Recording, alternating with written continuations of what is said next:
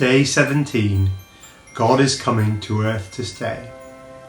The Story of Elizabeth and Zechariah, Part 1. Years passed. Zerubbabel passed away. God's prophets Elijah, Jeremiah, Isaiah, Daniel, Jonah passed away. And as the years passed, the people began to wonder, has God's promise passed away too? Did God really mean it when he said he would come back? Where is he?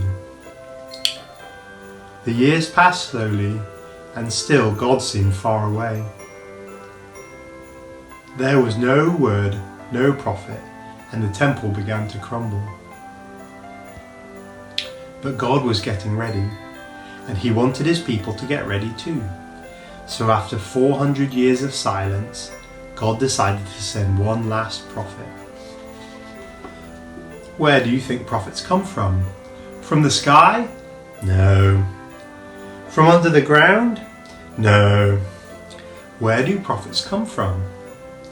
They come from the same place you and I come from mummies and daddies.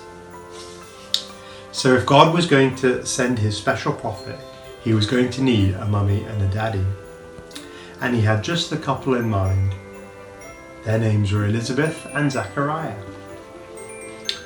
Elizabeth and Zechariah listened to God, which was rare in those days, but they were sad because they were getting older and older, and they had no children. They were the last people anyone would have picked to have a baby. But that's how it is with God, isn't it? You know, he doesn't pick the people we expect. God doesn't show up the way we expect either. One day God showed up in a special way. Zechariah was working in the temple, minding his own business, when suddenly the room filled with a dazzling light. Zechariah strained his eyes to look into that light and could just make out a figure. It looked a bit like a person, but it was far too bright to be any person he knew. Then the figure spoke. "Hello, Zechariah!" And he realized it was far too loud to be any person he knew too. That's when it hit him. This is an angel. Zechariah had never seen an angel before. He was afraid. Then the angel said, "Don't be afraid. God is coming to stay, and your baby boy will prepare the way. That's right, your wife will get pregnant today."